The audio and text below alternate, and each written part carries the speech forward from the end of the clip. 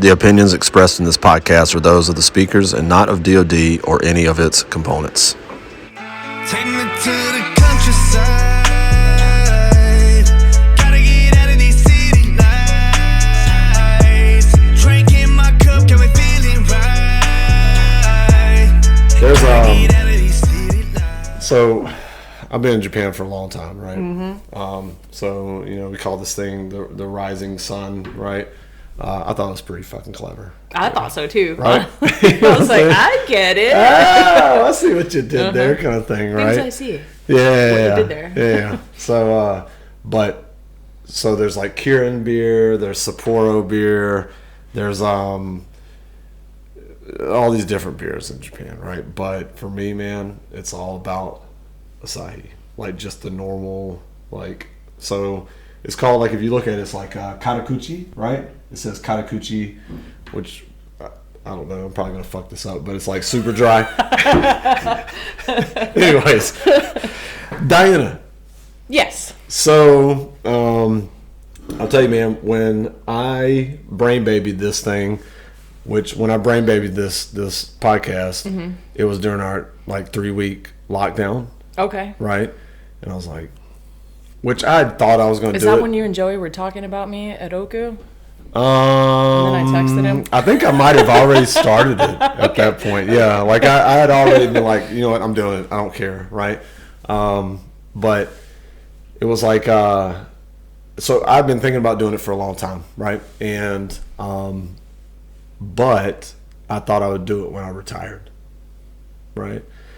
But then we were in our little lockdown period, right? And I was like, like everybody else, I'm like, I'd like to go somewhere and do something. Right? Oh boy, staring at the wall. Right.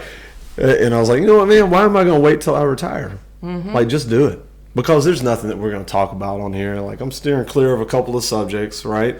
Number 1, politics. Number 2, COVID, right? Yeah. Stay away from that. Yeah, as long as you stay the details of it, Right, yeah. And so I was like, let's just do it, right? And so when I was like, you know what, I'm gonna do it, right? I started making a list of like people I'd like to have on. Like, no shit, you came to mind like almost immediately, right? Oh dang, that's a compliment. Thank you. Yeah, it's all good, man. Like, and I'll tell you why. It's because, like we were talking about before we got started, right? Like, old Joanne, right? Hey, Joanne. Hi. Right? Chief Master Sergeant Air Force gave you a shout out, right? Like Diana, you're a badass, right? Yeah. Huge compliment. Right? Yeah. It kind of, but she's kind of right, because here you are, a woman in what I would guess, based on my Navy experience, is a predominantly male and very male kind of career field, right? Absolutely. Yeah. I think we ran the numbers, and I think there's about 1,000 Air Force EOD technicians. Yeah. And our career field manager said that predominantly it's white males in the career field. Yeah. I can't remember what the percentage was, but it's pretty high. I think it's like high 60s, low 70s are white males, and then they're all alpha males. All alpha males, but of course they are, right? Yeah, there's a certain personality I think that's drawn to work with explosives. So there's only, I think last count was like 35 women doing the job in the Air Force. Yeah, 35. 35. That's it. Whoa, man, that's ridiculous. And there's 35, and out of those 35, you're a senior master sergeant. So E8, right? Yeah, there's only 4 of us on active duty that are crazy. E8s. Yeah, right. One just retired. I was sad to see her go. She's awesome. I've known her for about 12 years. Yeah. But her son has a disease that it's not likely he's going to live past 20. Yeah. So he's little guy now, but they're like, hey, we're going to give him a life. So she retired and wasn't surprised. And then another one out there, I think she's the highest ranking currently on Enlisted. Yeah. And I think she's retiring too. I think she's got 3 kids, and her husband lives in North Dakota, and she's in Alaska. And it's just, how long do you do this, that's the question for everybody, right? Yeah. If you're enlisted, like, that is the question, right? Like, okay, how long am I going to do this, right? And, you know, I'm at 21-ish, and in my mind, you know, it's like 30, 32, 34. I don't know, man. We'll see where it goes, right? And but then it's like, I love what I do.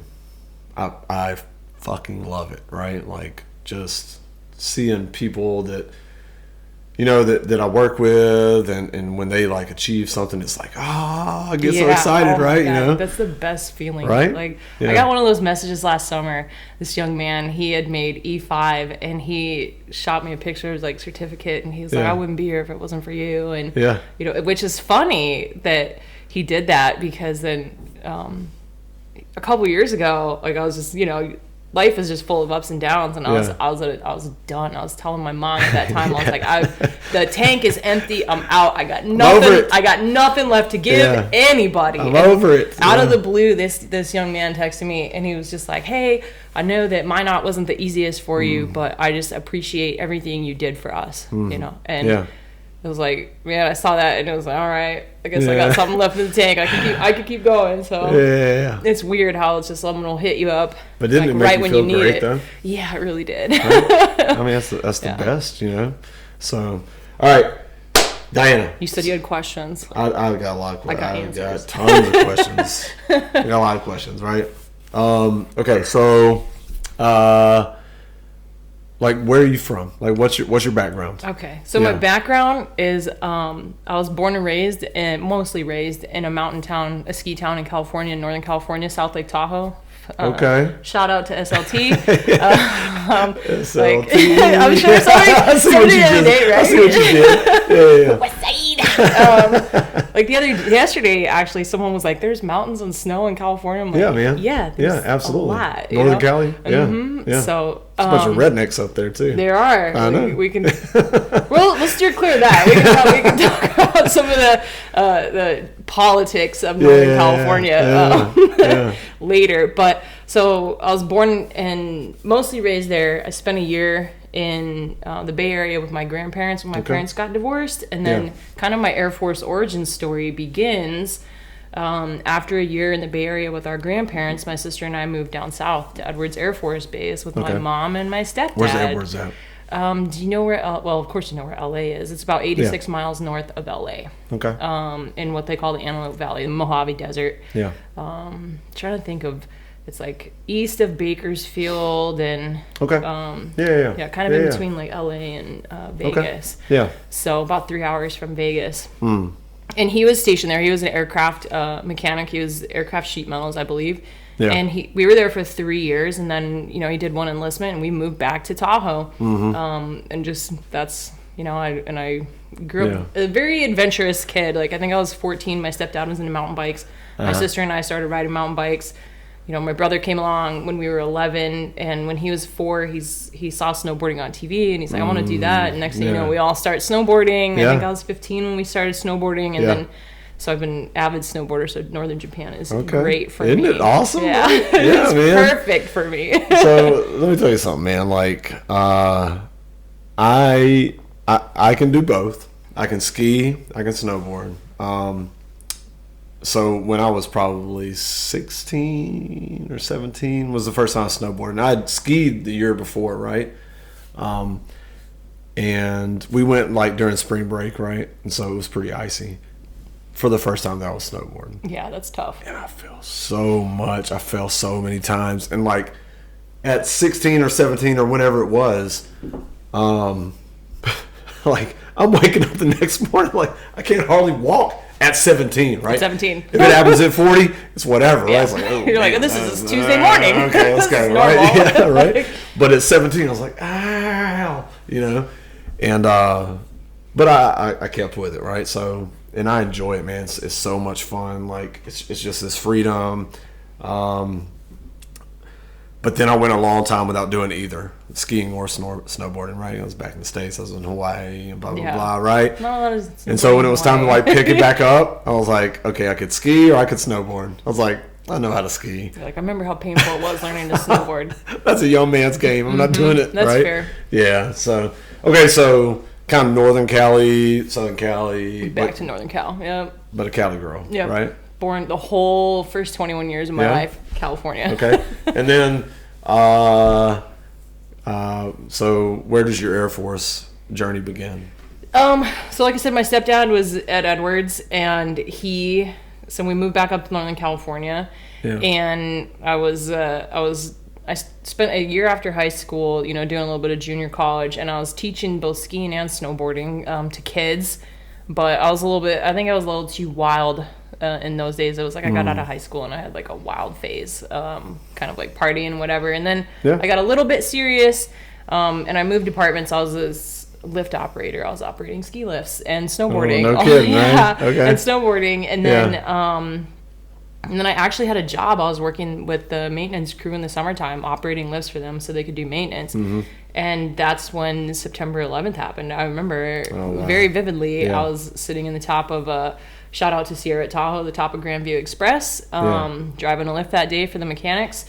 Before I even, because I was West Coast, so it was 6 o'clock in the morning when all that went down, and I didn't have a TV. And I remember like getting to work, and these guys were stunned, and they're like, "This is the kind of day that like you remember where you were." And I'm like, what happened? What happened? Yeah, it's our Pearl Harbor. Yeah, right? And we didn't have TVs in the break room there, and so it's like we went up to the mountain and we're just doing that, and I was listening to the radio all day of everything that happened, and that was pretty wild. And I remember at some point, and it was my old boss Paul Brand. He had a radio, like those Motorola radios, and he had put it up to they had played the national anthem on the radio, and he put it up there, so it went over our net. And that was just a really powerful moment. And then after that, I was kind of like, I had a couple months where I'm like, what am I doing with my life? Like I'm snowboarding and I'm operating lifts, and like my grand plan before all that happened was like, I'm gonna get my EMT license, and then I'm gonna become a paramedic, and I'm gonna be a ski patroller.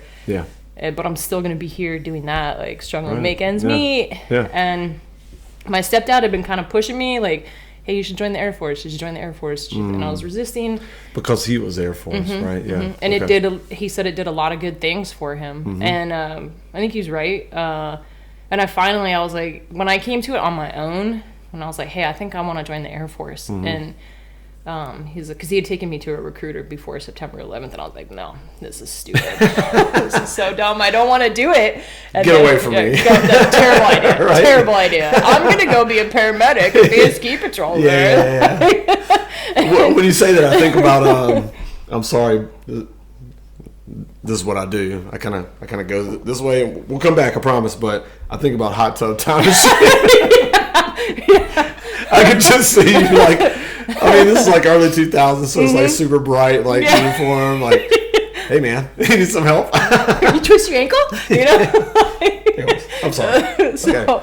Please continue. Yeah. So he takes me to a recruiter in Sacramento, and the guy was speaking my language, and my stepdad was like, "Oh, you should do something medical, like dental assistant, all this other stuff." Yeah. So I do the ASVAB and all this, and then I go to MEPS. Well, first so I do the ASVAB. And I think my recruiter saw some dollar signs. Oh, 100%. And he's like, whoa, look at these scores. Like, oh, snap.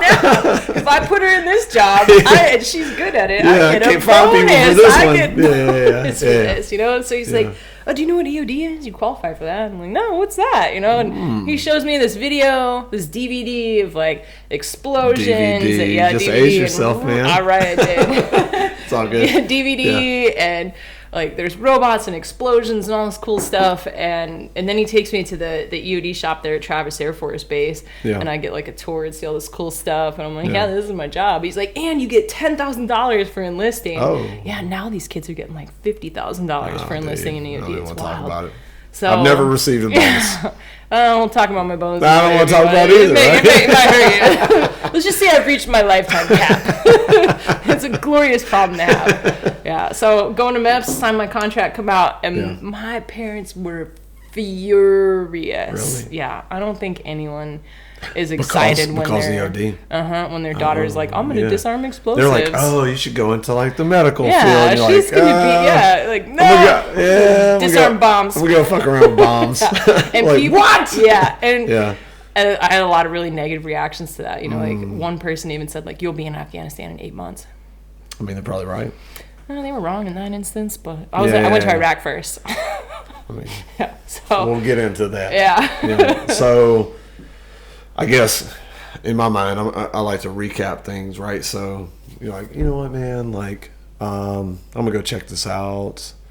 Not that you had a bad life, but you felt like you wanted to do something more. I want to do more. Right? Yeah. And 9/11 had just happened, and so you go to the recruiting station, and they're like, let me show you this cool thing, and you're like, I'm a badass. Yeah. And that looks badass, yeah. Right? And I'd already grown up as a tomboy, like, BMX and mountain biking and snowboarding and all this. So it was like, of course I end up in like this. That's awesome, man. I mean, for me, when I went to the recruiting station, my boy Matt, you may have seen one of the podcasts. We do like a couple times a month, Texan Connection, right? Yeah, so he's got a beard now, and anyways, he's been out for a long time. But he was like, "Dude, we should go to the recruiter." I'm like, like now? Like, right now? Like now? He's like, "Yeah, we should go." I don't know, man. Like, I don't think I should talk to somebody right now, But I did, and same thing, right? Like I took like practice ASVAB, and he's a bosun mate, right? He's a BM2 E5, and I could just see like the dollar signs in his face. I got like, a smart one. Oh my god! Oh my god! Right? But he's colorblind. Damn it. Okay, I got this. But anyways, where do I put him now? So he's having a bitch. But anyways, okay. So decided to join up. I should go back for a second, right? So we met when we were doing this kind of like joint symposium with a bunch of our E5s, and they asked us to come and talk about diversity and inclusion, right? Which is funny because like the first time I did that, I did it with, do you know Damian Moore? Yeah. I did it with Damian, 100%, right? Yeah. So this is like, I thought that was a really good dynamic. And then I was thinking about it. We've got a guy in our squadron who, and I was curious what he would be like, because he's a white dude from Mississippi. And I'm like, that would be an interesting, dynamic. And then like, so I show up at this next one, and I got a white guy from Louisiana. And I tell you what, they knocked my socks off. Yeah, man. I'm not your normal white guy. No, for sure. And like you right? I thought you brought up some good points on that when you're like, hey, when I say I'm a white guy from Louisiana, like, what do you all think? And right. I was like, right. Oh, yeah, 100%. Powerful. if you just read my bio, right? People just make assumptions. If people read your bio, I'm sure they make assumptions, right? Oh, from California, and blah, blah, blah. EOD, she's probably badass or whatever, right? But you read my bio, like where I'm from, this fucking hick kind of thing, right? Yeah. And so like you'll never know kind of who we are unless you take a moment and talk to us, right? And so I think that was a big impetus for me even doing this podcast, right? Oh, like, really? Yeah, that 100%, dude. Oh my 100%. God. Like no shit. Like Dang. like us sitting there like talking and seeing these young E5s, and they're like, oh man, like you're like a normal person. Yeah, they were locked in too. Right, with a story. Like, and then they were ready to share, right? They're like, oh man, well let me tell you about my life, right? And so that was like a big impetus for me doing this. And the reason why is it occurred to me again in lockdown when we couldn't leave the base, I couldn't go skiing, and it occurred to me, I was like, man, you know a lot of cool fucking people, Dean. Right? And you're gonna let them skip by you. 100%. Yeah. And I in my mind it was like those people that I talk to myself a lot, so just bear with me, right? Like those people Dean, like their stories deserve to be like out there, and it's not to make you famous, or it's not that, right? It's like, maybe one of the guys or gals that work for you, they watch this, right? And they're like, oh shit. But you're the type of person that probably shares anyways, but they kind of get keyed into who you are. The same thing with Joey, and the same thing with a lot of people that I'm gonna have on, right? And then there's not this like there's barrier between the people that work for us and us, right? Because I think that's the big thing. That's like the big problem that we have is like our young folks think we're so much different from them. And we're not. We're so much the same as them, right? Like my guys will do something, and I'm just like, and I'm like, I know that you immediately followed that statement with, and like jaws drop, and I'm like, I was young once too. Yeah. Guys. Yeah, right? Exactly, right? So that's kind of the point, right? So, but anyways, okay. But I digress. So, come in the Air Force, go EOD Tech. So, I guess just kind of walk me through. So, went to boot camp. I heard Air Force, you guys like ride bicycles at boot camp. No. I know. Is that Limousines. I know. So anyways, so you go through boot camp, and I mean, just kind of walk me through your journey, kind of thing. Yeah. So I remember being told early, like, oh, don't volunteer for anything. So here I am in basic training. So in the Navy, right? NAVY. Never again volunteers. That's it. 100%. Yeah. So. Like I think it was day 1 too, and I hadn't learned that lesson apparently. And they asked if anyone had done ROTC, and like coincidentally, my first years of high school, I did Navy Junior ROTC. Oh yeah. So yeah, I just like, you're the dorm chief, like you're in charge of all these women, and I'm like, wait, what? So, but my first leadership challenge, it was a challenge, and like I was only, I think I was 20. Yeah, I was 21, and I'm like, I don't know what I'm doing. Yeah. I got through it, and then, back in those days, you listening up, youngsters, the EOD preliminary course was only 7 days long. Okay. And it was right there at Lackland. So all these other people are getting on buses, and they're all going off on whatever adventure. And I'm like, I'm going across the street. Yay! And that was kind of like my first, it was like, okay, I'm doing this, and like, we're going to blow stuff up. And first time, like, crimping a cap on time fuse and blowing stuff up, and that was really cool. Got through that, it was crazy, the attrition rate. I think we started with like 27 people that first day, and only 7 of us flew out to Florida. And of those 7, only 2 of us actually graduated. Oh, shit. That's awesome. Yeah. So, I mean, not awesome for them. It's gangster. It's gangster. Right? Gangster. And then, and that's at Eglin Air Force Base, Florida, and it's run by the Navy, and all 4 services send their EOD like candidates to that school. Yeah. So we were in class, like the day I started class, we had one Navy guy, and then I think a couple of Marines, a bunch of Army and Air Force, and Army and Air Force tend to be the younger ones, and the Marines and the Navy guys usually have a little bit. They're like E4s, E5s by the time they come to school. So yeah. Because for EOD in the Navy, it's I may be talking out of turn here. I should know this, but so we screen for like buds, right? But EOD is typically maybe you're a mineman, or you do something in the fleet for a little while, and then you come over, almost like the Army does for for their special operations, right? Like you do your job first, and then you come in, right? Yeah. So, anyways, sorry. Yeah. So all 4 services, and it was. I think my tech school experience. Like we're the only tech school on Eglin. Yeah. And obviously it was a little. I don't know.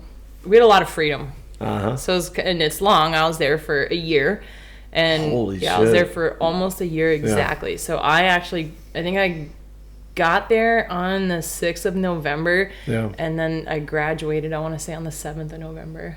So for like a whole year? Yeah, for like a whole year, and then pulled chocks and left on the 10th of November, and drove to my next duty station, which was right back to Lackland, where I was at basic training. I'm like, really? Like, I joined to see the world. Like, all I got is a mountain bike and a snowboard. I'm ready to send me to Italy. So bad, it is. Yeah. And I lingered in San Antonio for a long time. I was there for 7.5 years. Seriously? Mm-hmm. Wow, man. Yeah. Okay. Yeah. So.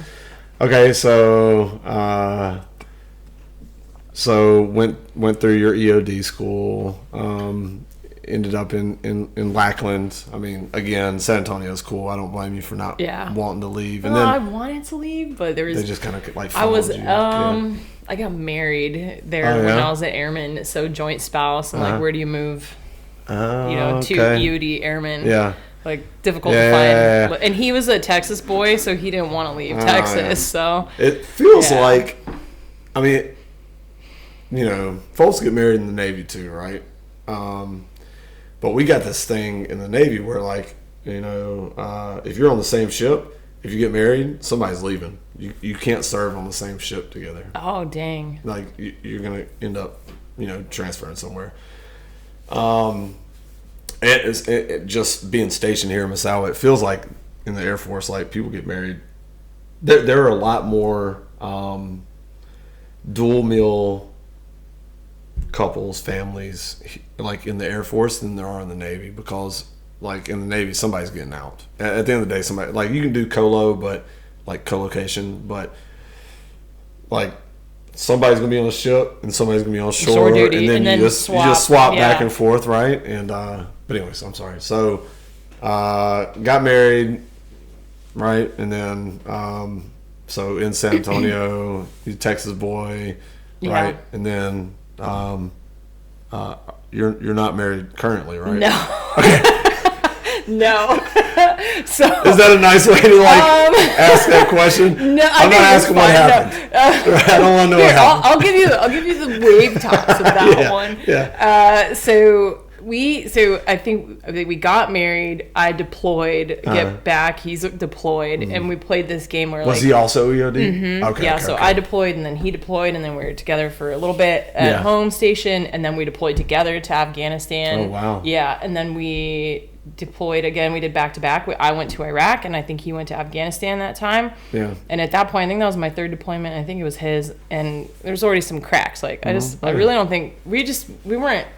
I think we got married way too young and way too quick, and so it was my third deployment and my second one to Iraq, and I was there with this guy Shotzi, and he was like, "You gotta leave Texas." And at this point, I'd been talking to my ex, like, "Come on, we gotta go," and he's like, "No, I'm happy. Like, I want to stay here." I'm like, "No, I'm so ready to experience something else." Right. And I think this is really when it ended, is when I applied for an overseas assignment without telling him. And then we just did the post-mortem a couple years later.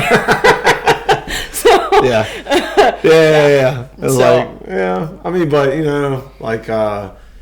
I think if you join the military, I know for sure in the Navy, right? It's like when you join, like, part of it is you're supposed to go. I want to go see the world. Yeah, that's how I felt. Right? I wanted to see the world. I mean? I want to go see the world, right? And I'm one to talk, right? Like, go see the world. And I'm in Japan. In Japan my whole career, right? But I ride ships, so I've been to Thailand and Australia and Singapore. Oh, I laughed when you mentioned that when in your podcast with Joey, when you were like, "Yeah, I was in patio." I don't know what happens in patio. I've been to patio. Have you been to patio? I've been to patio. Yeah. Joey, obviously, it was. Has he never? It was right over his head. Right? Oh yeah. I was like, that was my first tour visit. I was like, I love the Navy. My stepdad. I guess technically he's my former stepdad. He lives in Chiang Mai. Oh no shit. Yeah. And so I was doing a JPAC mission. I was going to Laos on my first JPAC mission, and we landed in Utapao, and we spent a couple nights in Pattaya. And I think he was nervous. He called me up and he's like, "Well, Pattaya." And I'm like, "I know what goes on in Pattaya." Like, I'm okay. I'll be fine. Yeah. It's really grown up though, man. I've been there many times after that first time. And so, like, the first time that I went, so I was I'm not going to say ships names. I was on an amphibious assault ship, right? Which is like, you launch like LCACs out the back, right? And, you get underway with about 2,500 Marines. Like, your job is to insert Marines. Anyway, so we were at an exercise in Thailand. And I got on the Liberty. So now when you go to Thailand, you pull into, it's like a military base that's like about an hour taxi ride, maybe 45 minutes from Pattaya, right? But the first time I went to Pattaya, Like, we pulled into Patio Bay, man. Dropped anchor. Liberty boat pulls up to the back of the ship. I get on the Liberty boat, and I'm like, I can see it, right? I can see it. Like, we're driving into there, and the guy's like, "Who wants a beer? 25 cents." Right, for a Heineken. I was like, me. I'll take 2. Yes, over here. And then so the Liberty boat pulls up, and anybody that's been there, right? So, it was like this rickety wooden pier, and like you already had a couple beers on the right end. You jump off in your flip flops, and you walk down this pier, and it's all creaking and stuff, and then you're at Walking Street. At Walking Street, it's like, wow, what is happening? What is this? So for me, I got in a bot bus and went to the Hard Rock, and I was like, all right. Calm down, man. Oh my God, I can't believe it. I just stopped. I'm getting the clips, right? So, anyways, wow, just talked a lot about patio. So, okay, so Diana, back to you. Mm-hmm. Okay, so I kind of want to go back to this, like when we talked this diversity and inclusion thing, right? So, EOD Tech, right, and female EOD Tech, right? Had to have been tough. Oh, for sure. And how many years are you at right now? I'm at 19. Okay. I'll hit 20 in September. Okay. So my first, like my basic training, the first anniversary of 9/11, I was in basic training. Okay. Wow. Okay. Yeah. So, as much as you want to share, man, like, I can only imagine, right? Because like EOD in the Navy, we have some chicks, right? We have some female EOD types, right? But it's the same thing, right? Like, it's predominantly white boys, right? Alpha white boys, right? Yeah. And which kind of tends to be this very locker room-ish atmosphere, right? You know what I mean? And I would imagine that that's kind of been your experience, right? Oh, 100%. Yeah. And actually, like, I do remember her name. I remember distinctly. We had a female instructor when I was in demo, which is the 2nd division of school, Melissa Tackett, Mo Tackett, and man, she's like, that's a tough bitch. That's a tough bitch. Yeah. And I say that in the nicest way. Like, that's 100% a compliment. When I heard you say that, I was tough. like, oh yeah, man, she's like, tough. I want to meet her. She said she had some interesting comments, and which I'm not sure are appropriate for public consumption. So I'll leave it at that. But we'll talk offline. It's all good. Yeah. So like, that was actually, sadly enough, EOD school was kind of the first time that I had experienced any kind of like harassment or women. And it was not a Navy instructor. It was a Marine Corps instructor. Seemed like a nice enough dude. I was doing details before we started class, and like when they talk about predators grooming, like, this is 100% like predators grooming. Shit. Yeah, and like, I'm out here doing details, like, I'll just get you Dr. Pepper from the Gee-Dunk, whatever. And it's, oh, thanks, man. Like, I did. So we had a Gee-Dunk. I love it because it's a Navy school we go to. Yeah. So if you go to an Air Force EOD shop, they have a Gee-Dunk. No, they all do.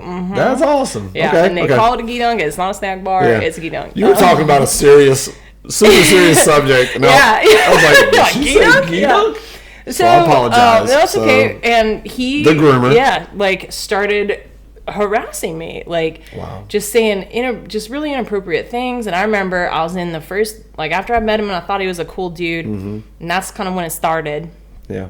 And I remember I was in the 1st Division School recon, or it's called why can't I think of it right now? But I was doing recon. Yeah. And what they call reconnaissance. And doing that, and there was a male with me, and I remember this dude, and he creeped me out so hard, and he came back up, and he was like talking to me, and I remember just in my head like thinking with the male student, like, please don't leave, because like, he's just gonna say, I didn't want to be alone with this guy. He was that creepy.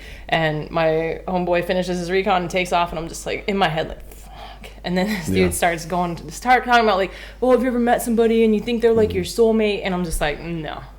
Like, stop it. No, like, stop. And at the time, too, you'll like this part. I had a boyfriend and he was in the Navy. Of course I'm dating a Navy guy. That's so pretty cool. who coincidentally grew up 30 miles away from me. We went to rival high schools.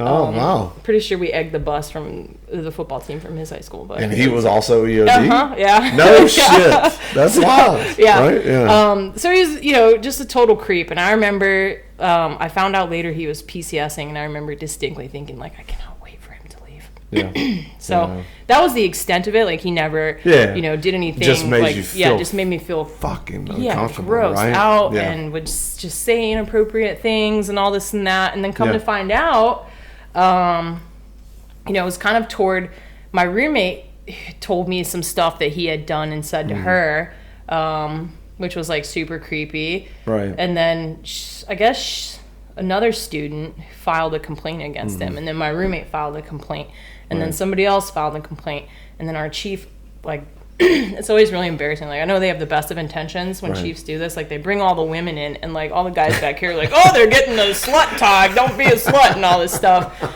And like, really what it was is our chief was upset that somebody would do this, and and he wanted to know if it happened to anybody else. And oh man, that was scary. I would imagine that, like, you're right. Anytime that you get a certain group of people together, right? Whether it's females or your African American group, especially when you're doing like a survey, like a DEOC survey, and so you have these focus groups. It's necessary sometimes, but it feels weird. Yeah. Right? You know what I mean? So, but it depends on how that meeting, that session is kind of run, right? Like, sometimes you get these, people that are so tone deaf that are like, they're trying, it's like, oh, stop, please stop. Stop everything you're saying. Yeah, kind of just thing, right? enough, dude. You're so off the mark. Yeah.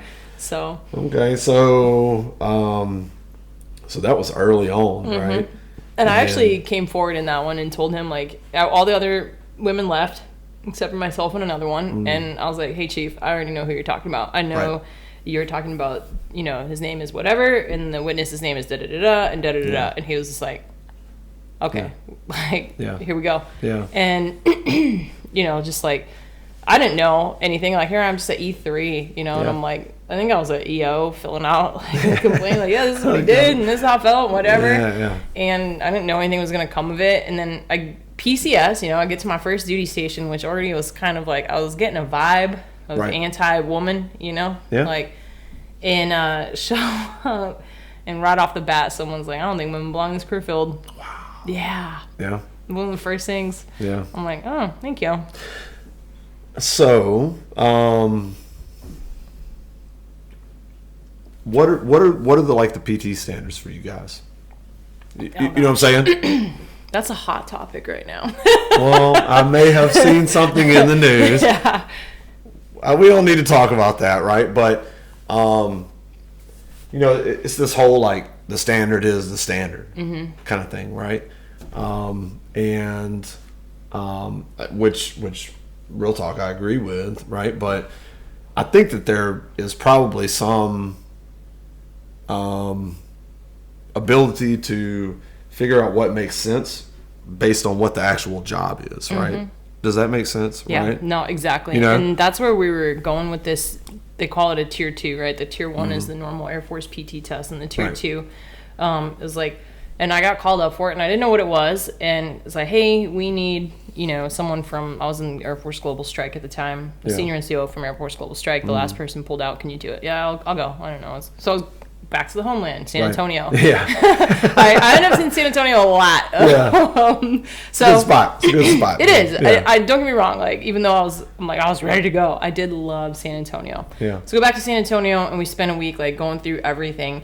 and like, yeah, this is a physical task, or no, this is not a physical task, or it involves isometric contraction, or it involves lifting and twisting, and all this. You and were we on went like a panel type thing. Yeah, we did all of that, and it was funny because then there was one where the task was about lifting a robot, and like people were talking about whatever, and I remember the doctor like looked at me, he's like, everyone rated this task X except for you, like you rated it differently. And I was like, I'm willing to bet I'm the only one that's done it operationally. Like, I know for a fact, looking around the room at what I had, the people I was with, no shame on them, but like none of them had been to Iraq like during the war and had to lift like a Talon robot onto the hood of a Humvee, which it was about, I think the Talon at the time fully loaded with batteries and everything, and this one had died. We were trying to place a charge on an IED and it died, and then we tried to pull it back with another robot, and that robot died. Like, of course, like technology will fail you guys suck. Like, what the hell, you know? And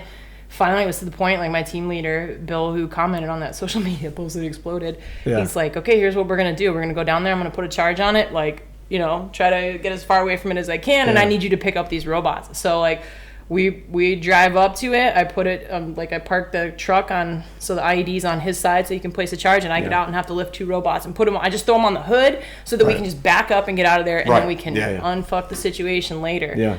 And I was like, I'm the only one that's done it, you know? And then, we sit and we do a whole thing. We rate it like, this is critical. You have to be able to do this and that and whatever. And that took about a week, and we're in a basement. And then 2 years later, they put out a call and they say, hey, we're going to be doing some physical task simulations, and then we're going to see what exercises predict success on these physical task simulations. And someone sent me a text and like, hey, no women have signed up to do this, because it was, it's in research. They have to volunteer. Right. You can't force people to volunteer for research or coerce them. And the guy who was running it, Chief Luckenbaugh, I sent him a text and I said, I volunteer as tribute. And he was like, what? Like, oh, you want to come to Texas? Like, yeah, I want to come to Texas.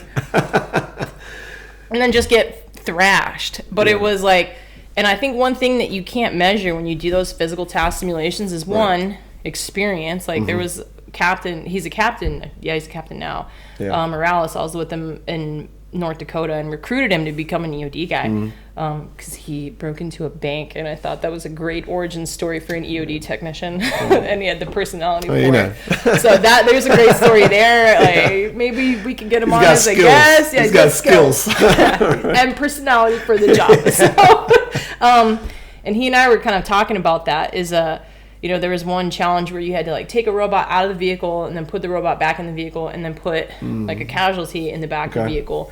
And he was like, I was so slow doing that one. He was like, but Chief McCleary was boom, boom, boom, done. And I was like, you know why? Because he's done it. Like he's taken a robot in and out of that vehicle. He's put a casualty in and out of that vehicle. And then the other piece you kind of can't is like heart, like, and the cool thing about Captain Morales, like, this is heavy. Yeah. Like, but fuck that heavy. Yeah, I'm gonna put it on because the hood, I think of it being as like I remember Chief Luckenbaugh saying something to me about my casualty, and he's like, "Is that Joe?" Like my team member from Afghanistan, and I'm like, "If it's Joe, he's going in this truck. I'm getting him medical care because I'm not telling Kelly I couldn't lift him." You know? And it's that like you can't. There's no test that can measure that. There's none of it, and every task we did was like that. Like we did do a ruck march with a 35-pound pack, and the longest ruck march I've ever done was 26 miles, and I did it on a broken foot. And so you're badass. So this was 30, like, so a 5K was nothing. A flat 5K, I was like, I can do this. Like, this is all day. Like, this is 23 miles shorter than the longest ruck march I've ever done. And when we were shoveling, we had to shovel pea gravel for something, and I was like, shoveling pea gravel is so much easier than shoveling clay in Vietnam, or clay in Laos. Like, it was like that. And then, but then the test that, and then there was another gal out there, Ashley, who is she's ripped. And she just like, dudes, like she was just crushing dudes at this thing. But then the test they came out with, like, here it is, Ashley and I can't pass this, and all these fat dudes can. And it was like, yo, y'all need to look at these numbers. That's such dude, you read the stories, right? And, I mean, I never went to Buds, right? I will tell you though, my dream job in the Navy was to be a SWCC operator. How Swing boat. cool! I want to be a swing boat driver. How cool is That'd it? be so I just want to drive the boats, shoot the guns. I want to be a swing boat driver. You know what I mean? But at boot camp, I could pass the PST no problem, dude. In boot camp, right? I'm a fat 42-year-old now, right? But in boot camp, I was like, you know, again, colorblind. So like, all right, you're gonna go be a PN, which is a personnelman, right? I was like, oh, whatever, dude. I'm gonna get out and go to law school. That was the original plan. But then I got to boot camp, and they're like, the guy comes in, he starts talking about special warfare, you know, combatant crewmen, like, you know, he's showing the boats and everything. I was like, I want to do that.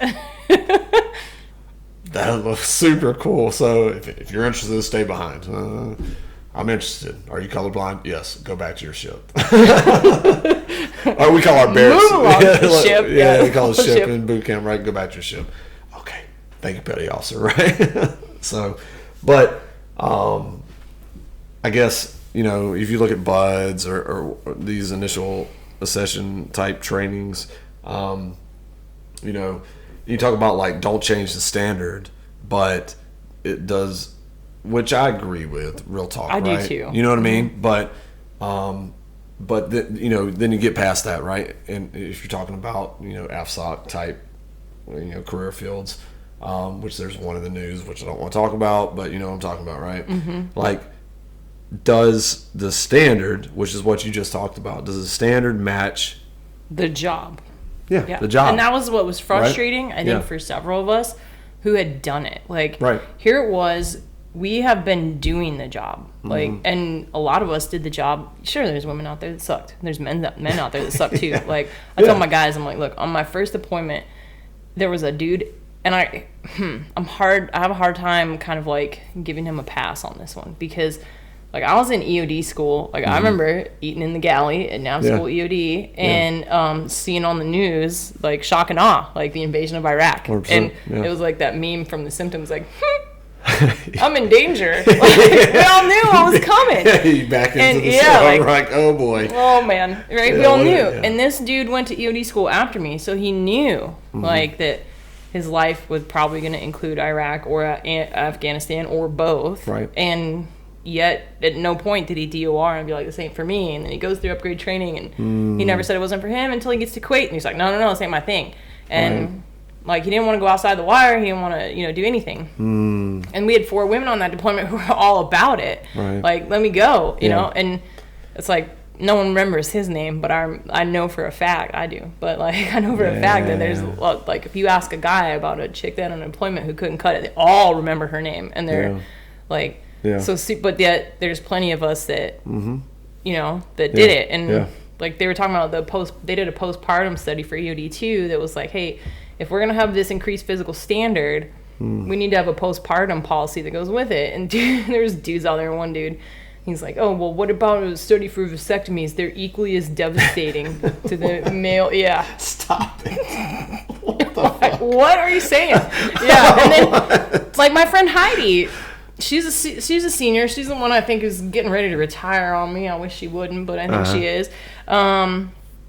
You know, like, if I recall, her first deployment was like to Pakistan, right? And then, you know, boom, she's in Iraq with me, and then she's in Afghanistan, and then she's back in Iraq, and then she stops and has a baby, and then drops a knee, has a baby, and gets back in the game. And she has still, so she's a bad bitch. Oh, she's a bad bitch. Okay, and anyway, she's still deployed more than other dudes who are sitting here at E8. Like, and she took time off to have a baby. So it's like, shut up. I think that's the thing, right?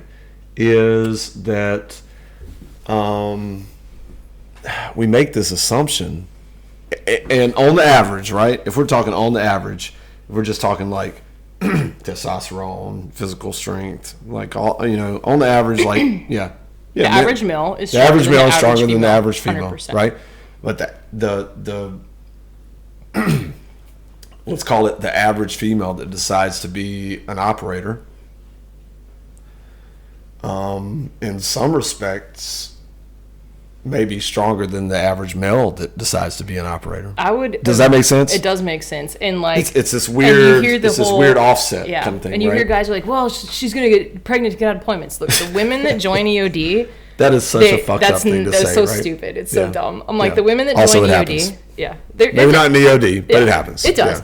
But the women that join EOD, they're not the kind of women they want to deploy. So like I had a troop in North Dakota. Her name was Kayla. That's a bad bitch. Yeah. So this chick, she joins and she's like, I want to deploy. And she could see the writing on the wall. She can see that we've already kind of off-ramped in Iraq and we're starting to go that way in Afghanistan. Yeah. So she gets orders to deploy. Yeah. And she was in a serious relationship with a dude. And, she ends up, she's in Norfolk getting ready to fly out on the rotator to head downrange to Afghanistan. Yeah. And she's not feeling so great. She pees on a stick and finds out she's pregnant. And then she's like, throw that shit away, I'm going.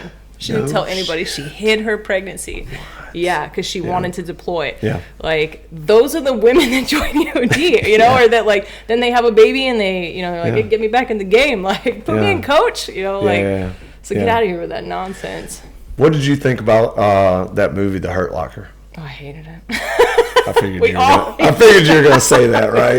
Was it lame? Oh, so it kind of like there's a couple things that are really, there's two scenes that really resonate. And my mom was shocked at one of them, like when he takes off the bomb suit and he's getting ready to go. Yeah. And I cannot forgive Hawkeye for doing that movie. Jeremy Renner, I love you, but my God, man. He was young. You hurt me. Like, that was right at the beginning of his career, though, right? Mm-hmm. Like, that was a big deal for him. His career took off after that kind of thing, so. Right? So he takes off the bomb suit, and he's like, I'm going to die comfortable when he's on top of the V-bid. And my mom's like, hey, you wouldn't do that, would you? And I'm like, actually, yes. Like, because at that point, you're already directly on top of it. Like, all a bomb suit is going to do at that point, if you're working on a V-bid, is get in your way, make you clumsy. Yeah. And an EOD Tech is like a battery. The more load you put on them, the faster they drain. So like when you're like that, and everyone gets bomb suit stupid. Like put on that helmet, you get nice and hot. Yeah. And you lose like 10 IQ points, right? Yeah. Get that tunnel vision. So like I would, because like I said, all bomb suit's gonna do is it's gonna give my family something to bury. Like instead of having flesh confetti, now they can bury my body. So so that scene, pretty accurate. Yeah. And then, but like when he's in the grocery store, he's trying to pick out like cereal because that's intense too. Like he gets overwhelmed in such a what most people consider an everyday situation, but like it talks about the simplicity of war. Yeah. And like that was tough. Always coming back from a deployment where people are like lives are in danger. On my first deployment, a dude died 3 weeks in. One guy on our flight died. Yeah. And like talk about changing your perspective. 100%. And then you come back and like the most mundane like Captain Crunch. Yeah, you're just like I don't know what I want. Yeah. Like, So that was pretty accurate, but like the kind of the cowboy like rolling around like firing off a bear all by themselves like it's got blood on it like cringe. Keeping like pieces and parts. Like, there's guys who kept count. I don't know anyone that, like, kept pieces of IEDs or anything like that. Yeah, it's probably like when you watch that from a very specific, mentality,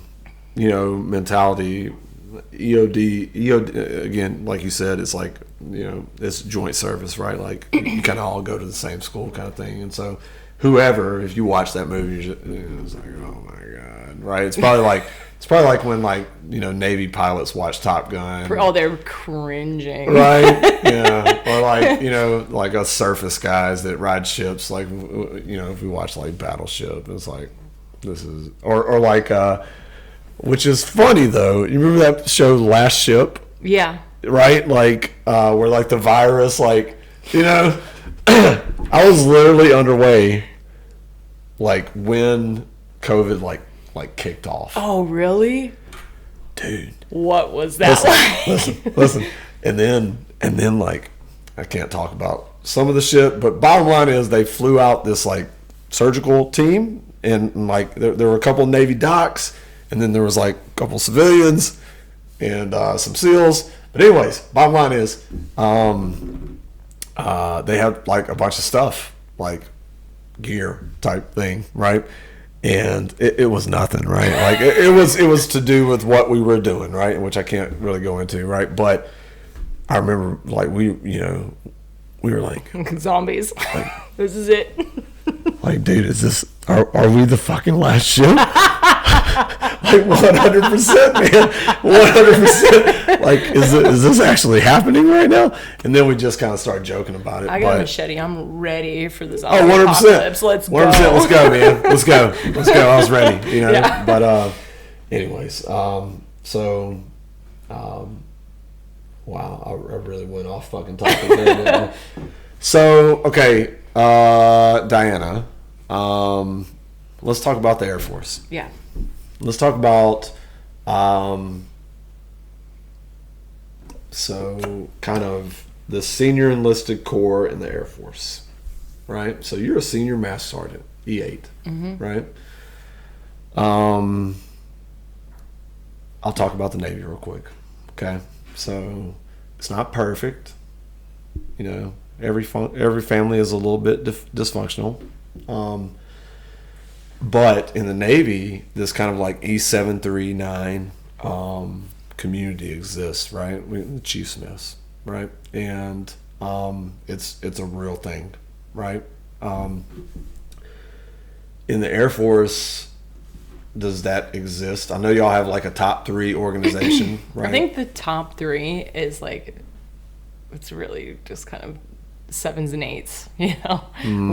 I mean, there's some chiefs that like are you know very involved in it, but by and large, it's mostly 7s and 8s, right? Because the chiefs have their chiefs group and they do chief shit over there. Yeah, so, man, isn't that unfortunate? It is. When I think we could have a much more cohesive unit, like, and that was something that was a little bit of a shock, like, because being in a Navy school, it was, you know, very, very tight knit. And then like getting out into the Air Force and like a lot of history and all that in EOD school and a lot of tradition and this and whatnot. And then we get out in the real Air Force and like it not really there. Yeah, like, I know, man. You know, I think there's this thing though that like in the Navy, I mean it's look, we ride ships, right? And so if you got anywhere from 50 or 60 sailors to 300 to 1,000 to 5,000, right? Like on an aircraft carrier. Like there's this thing about being out to sea together, right? Like you just become very close, right? And it's really hard to like describe or you know to replicate other places, right? And then, so you know, if you're on a ship with 300 people, like, you know, like I keep in touch with a lot of folks that I was on my last ship with that were E4s, E5s. I'm watching them, you know. But you know those chiefs, you know, like that's my fucking family type thing, you know. But yeah, I don't know, man. I having been stationed here, right, which was a blessing. Honestly, you know, being so close to the Air Force, like I got mad love for the Air Force, man. You guys do a lot of shit right, but there's a couple areas where I think we could do better. For me, y'all do almost everything like really well, super professionally, you know, accurately and like meticulous. Like you're a very professional military organization. But that senior enlisted corps, God, man, if you guys could just like that 7 to 9 range, if you guys could just get them like together, like truly together, right? You guys would be like fucking unstoppable, you know? So I don't know. It's just an observation for me. It's weird. And I don't know what the fix is to like make it more cohesive, but maybe someday we'll figure it out. Yeah, because I think the closest thing I can kind of equate to like what you were saying about being out to ship is like deployments and then short tours like Korea. Like I was thinking about the other day, like the people I was in Korea with, like I have a connection with them that you can't replicate with anyone else. You know? And I'm still in touch with them to this day. A lot of those people. That's like, awesome, man. I'll hit like their 4s and 5s and, you know, 9s and, you know, 06s and stuff. And I'm just like, once you deploy with somebody, it doesn't matter. Right? Like, you still maintain, like, okay, like the rank structure. But once you deploy with somebody, you go downrange or you go, you know, out to sea. Like, hey, man, like, I respect the rank structure, but. Like, there's a colonel out there. He's a 06. And I call him Colonel Cappy because he was my captain in Iraq on my first deployment in Baghdad, and then he was my captain on my second deployment in Afghanistan. So like I've worked for that man in 2 combat zones, and like That's your dude. Yeah, that's my dude. That's my your homie. Dude. It's all good. Yeah. It's all good. Like, Right? he told me when I made E8, he was like, "Well, you better hurry up and make chief because I need a command chief someday." I was like, "Oh my god, I'd love to be his command chief." Yeah, right. Like, so let's talk about that, right? Like, is that where you want to go? I don't know, which Yeah, is I know, dangerous right? to I know. say. No. Why? It's so not. Like, Let me tell you something, right? When I was a 9, I was already a 9, right? I wasn't sure if I wanted to be a command master chief, right? I was like, I don't know if I want to deal with that kind of thing, right? So it's okay to be like, I don't know if that's what I want to do yet, right? You know, so. I think we'll see where it's at. Like, first I got to make 9, so which is not an easy task, especially in EOD. It's it's so competitive. Like, someone called it a bunch of self-licking ice cream cones. Self-licking ice cream Not cones. Wrong. Like, that's one of my favorite terms, right? Like, it just perpetuates itself, right? And they're all hitters. Like, the guys I'm competing with are just they're hitters. Like, and I was saying, like, I was closer than I thought I'd be this year, and I'm within striking distance for sure. But like, who's coming out the gate this year? It's their first year eligible. That I'm like, I'm not. Like, where are they at? You know. Right. So there's some unknowns, and then also like I'm not so close that it's a guarantee. Like, could I get there? Sure. It's gonna take a big effort though. But so. you're young, right? I hate hearing that though. Right? You're young though, right? Which means that you have time, is my point, right? Yeah. Like you've got time, so it's not urgent. Yeah. Right? It's not like, oh, I'm at 27. This is my last shot. Right. That's what I'm saying, right? So, you know, what do you think is kind of like your, I don't know, the thing that makes you like go over, right? Because you could be an EOD 9. Let's say you pick up 9, right, in your career field. You know, I mean, you can make it to 30 in your career field, right? But what makes you, or do you think that maybe, you know, you would like to go over to like the command route? I do, and there's a lot of like when I first came in, I think there was one like EOD chief who had gone and he became a command chief. And then we didn't really see any for a hot minute, and now we have a whole bunch out there. Right. You know, like Trey Morgan and Brian Blaze, who's like, I think now he's like the command chief of USAFE. You know, so he's a MAGCOM command chief.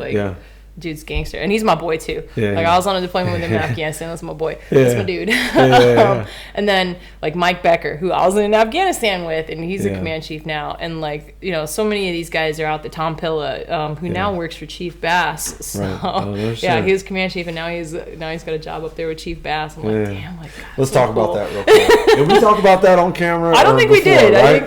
So Chief Bass, which by the way, man. I love her. I love her, man. I follow her on all the things, right? Me too. And on her Instagram, I'm on her Facebook. Like, I love her, man, because she's just like 100. Like, she's 100, man. Yep. She's 100. Like, and it's not fake. You can tell it's not fake, she's right? real, the real deal. Yep, you know what I'm saying? Deal. And so she hit you up, right? I was like, legit. I was like, I woke up in the morning kind of thing, right? I was like, Facebook. I do the same thing. Like, I was like, oh, look at that. Like, because I think I sent it to you at like 3 in the morning or something. I do the same thing. I was like, dang it. I'll wake up. She'll see it in the morning. Yeah, she'll see it. I was like, holy shit. I was like, badass, right? You know? Because she called you out, right? Yeah. Like, she you're was like, badass. Yeah, dude. Oh, fangirl now. Like, oh my. And I even said that to her. I got with my career field manager. He was this is a while ago. He's like, hey, you're my go-to for all things, you know, female. Like, I'm not a woman. I don't know the female perspective, and if I don't have someone feeding it to me, I'm never gonna get it. Right. So like, you need to be plugged in with these ladies, and so I organized like an all call with him. Like, he's a saint, because he sat on, I think it was Zoom, with us for 3 hours while all these gals just like, these are all my issues. Like a therapy, like a therapy session. Yeah. And then he hit me up after that. He's like, that was great, and like He's like, we can set something up with Chief Bass, and I was like, what? No we shit. can? Yeah. So he put me in contact with her staff, and then I was off and running. Yeah. And I coordinated like a Zoom call with her, and we only got an hour. They didn't get 3 hours. And I kind of sent her some read aheads. I sent her staff some like read aheads. Hey, here's some talking points the ladies are interested in. Whatnot, and then they're like, oh, we need your bio for Chief Bass. I'm like, Chief Bass is gonna read my bio? I'm like, oh my god. And then I found it, like, I was going through it a couple months ago, and I'm like, oh my god, I had an error in that thing. What did you gonna say? Like, so we did a Zoom call with her, which was like, she sat down and all the girls were just like, oh my gosh, like, it was super cool. And then she brought in some other lady chiefs who were able to talk to more of our specific points. Like, we were talking about maternity stuff, and I can't remember the other hot topic, but it was cool that.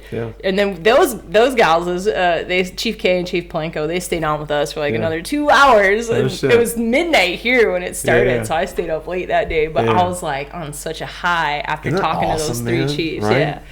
Like, that's, just on an amazing adrenaline, like, yes, this is awesome. And then she came here, and she was like, and that's when we took that picture. She's like, I remember you from that Zoom call, right? And I was like, So when she came here, I'm a little bit of a fanboy too. Like, real talk. I gave her a patch, right? I gave her a patch, and she was like, which is so cool, right? So she was like, you need to make sure and send this picture to Russ, right? And Russ is the McPine, right? And he's like, you need to send this picture to Russ, right? Just how they all know each other, right? If you talk about, like, Chief Master Sergeant of the Air Force and the McPine, the Army and the Marine Corps, like they're all like hanging out, you know what I mean? Like, they're probably kicking it like this. Probably kicking it, like, drinking some beers and shooting 100%, shit. Man, all in DC, which sounds terrible, but in the Pentagon. Yeah, man. So, okay, so the Rising Sun, right? How long have you been here? In just Japan? Over a year, so about 14 months. Okay. Actually, it was about a year ago, a couple days ago, that I got all my household goods arrived. No shit. March. Okay. They arrived on March 2nd in 2021.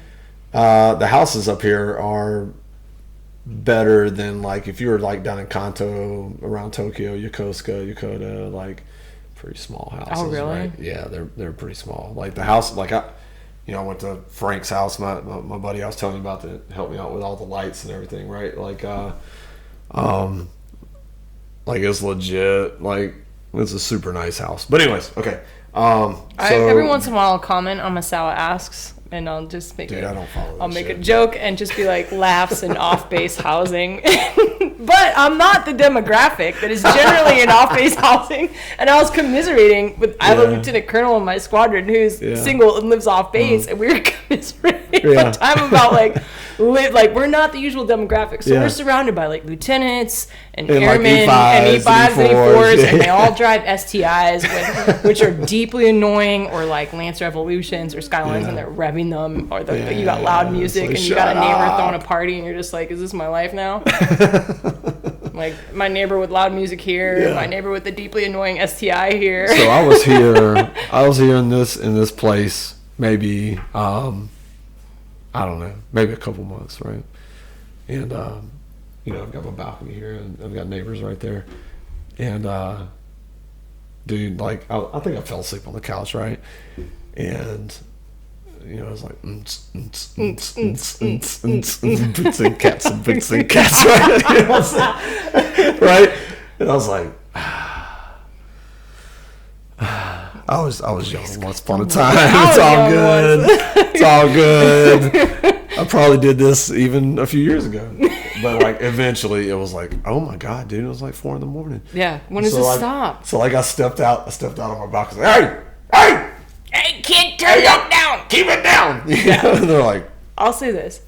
Off base, the beauty is the Japanese will call the police. If it goes way too late or it's too loud, shit's getting shut down. The Japanese will handle it for me. I don't gotta be that neighbor that calls the cops. They're being too loud. I should find a Japanese neighbor that's be like, yo, can you call this? It's all good. Okay, so the point to that line of questioning was, what's your favorite thing about Japan? Oh my gosh. Right? I have so many things. Really? So like the snowboarding is amazing. The snow's good. Oh my right? God. It's good incredible. Here. It's incredible. Cycling here, love it. You one of those? Yeah, big people? time. Yeah, like, you know, we think we own the road. Those. So you see somebody annoying, like rolling around on their bike, usually around Masala, it's gonna be me and my homies. Yeah. Like I've gotten to see so many just gorgeous places here because of that. The culture, like they are so nice. I love onsens. Oh yeah. Oh my, I love onsens. I totally went to the onsen before we did this tonight. Oh, did you? I went yesterday and I went Friday. Like I would go all the time. Isn't it amazing? It right? is. Yeah. And then like the culture and like how respectful they are. Like I realized it was right before I went to Guam a couple weeks back. Like I was getting ready to pack and I'm like, where's my? Oh man, I left my stuff at the onsen. I'm like, oh, I can go to the onsen. Right. So I cruise over to the onsen right before I go to the airport, and all my stuff is there. Like of course like, it is. I tell her like, hey, I think I left my stuff here. She points and I'm like, oh, there's my stuff. Like, thank you. Thanks. Like, yeah, and they didn't, you know, they don't throw it away. No one takes your stuff. Like, I love that. I don't lock my car. Right. Or sometimes my front door. Like, you know, I've got dogs too. You're not coming in the house without me knowing. Right. But isn't that amazing though? Mm-hmm. I mean, there's a reason why, you know, a lot of us decide to stay here. I mean, I've been here out of 20, almost 21 years. You know, all but like 4 years. I've been to Japan. Yeah, of course, my wife is Japanese. You know, that has a big part of like the initial, like, you know, let's stay here for a while, here. Right? Mm-hmm. You know, but it's just such a good like culture. Mm-hmm. You know, like the society is just they're so polite and respectful. Yeah, and it's safe. Yeah, safe. You know, like even in what somebody would consider like the bad neighborhood, right? It's like yeah, those are the good neighborhoods in America. or at least like I'm not stressing. Yeah, you know, and I mean, you know. My youngest is she's gonna turn 13 next week actually, right? And you know, she's got an older sister, and so 18, 15, soon to be 13. That's what I got. That's what I'm dealing with. You got three right? teenage girls. About to. Yeah. Oh wow. I mean, basically, right? So, but like, you know, even when they were 12 and 13, like, you know, if they were like, hey, we're gonna go to Yokohama with my friends on the train and hang out for the day. Right? It's like, okay, have fun. Yeah. Like zero No concern, right?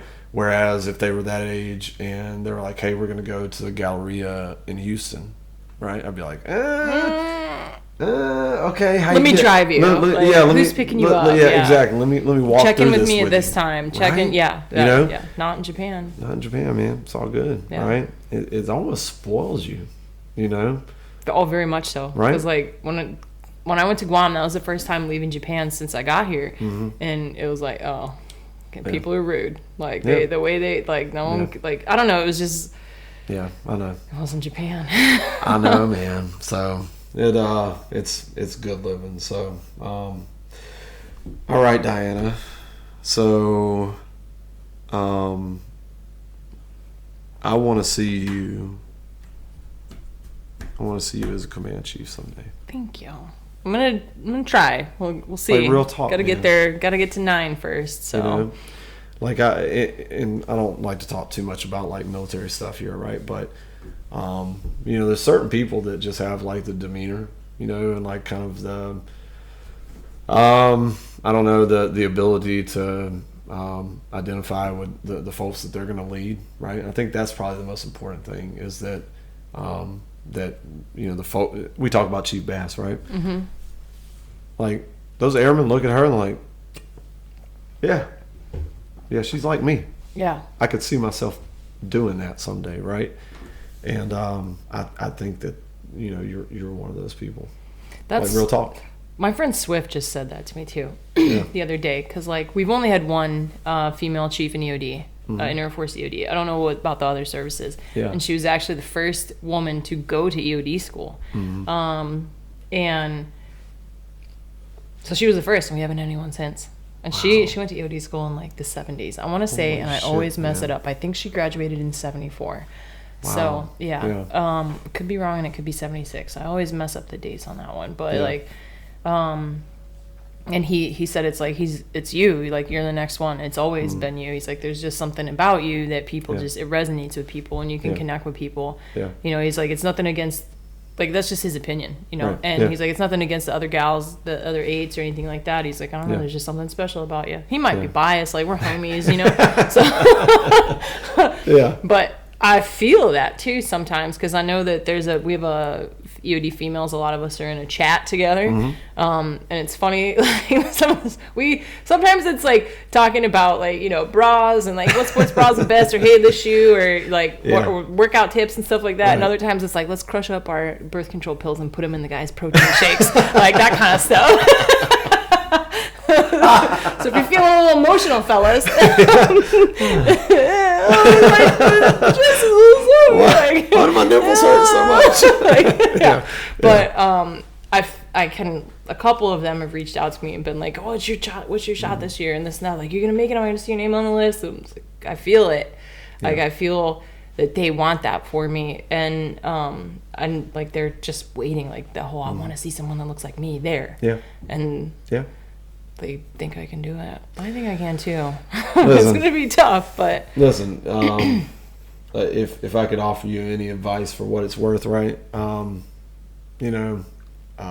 Just, which you're not gonna have any problem with, right? But I would say just be authentically you, right? Which you're like, yeah, no shit, Dean, right? But here's the thing, like once you get put into these positions of like, high profile, where a lot of people are looking, right? There's a temptation to like kind of like be somebody different, right? You just can't do it. You just got to be yourself. And you know what? If the Air Force, if the Navy doesn't fucking like it, then, well, I guess I'll fucking do something else, right? Yeah. But I'm gonna fucking be me. I've earned the right at this point, after 20 years, right? After 19 years, I've earned the right to be who I am. And oh, by the way, like the folks that work for me appreciate it and love it, right? And if you as an institution don't, then well, you can fuck off, and I'm gonna fucking do something else. Then right? Cool. Then I'm not. Then what I bring to the table is not what you're looking for. I'm gonna go do my thing. Exactly. So. Right. So, all right. So I think we're at. I'm looking at the camera. I think it's an hour 15, but I don't know my glasses. 20, man. I could go for 3 with you, man. It's a good time. What else you got? Yeah. You said you had questions. I got answers. I don't know, man. I feel like we're gonna do this again, though. Okay. I feel like this is not a one time with you. I will tell you what, like, so I've got kind of I got a schedule, right? So it's kind of I'm OCD, right? So Monday, Wednesday, Friday, right? And so I've got episode 2 with Frank Rice coming out on Monday, which is going to be awesome. We talked a little bit about that. I won't want to spoil it. He's fucking awesome. I can't wait. Now I'm going to listen. Yeah, it's a good time. I was listening to you and Joey talk, and I was drinking wine and like cleaning, like I was mopping my floors actually. I was like, this is great, more wine. That's the point. That's what they're for, right? Like it's background noise, basically, it's right? Like, it was awesome. Yeah. So, and then I've got my Texas connection coming out on Wednesday. Me and my boy Matt are talking about crypto. We just fucking kind of made a business venture. We'll see. I might be a millionaire in a year from now, or maybe I lost a little. I don't know. Let's talk about Swift and like cashless society and how fast that. Look at Russia. It ain't working so. Yeah, we'll see, right?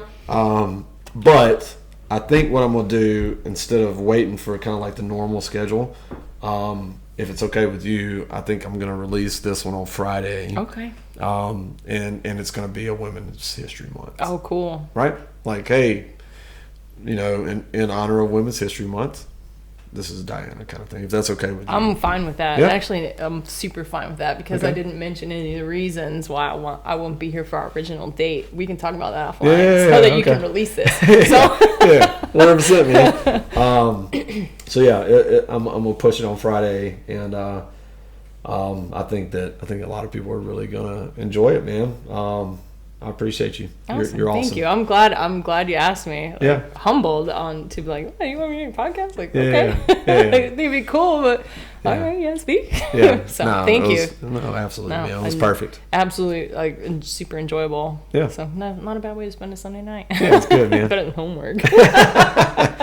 All right, dude. Thank you. Thank you. I appreciate it. All right, everyone. All right.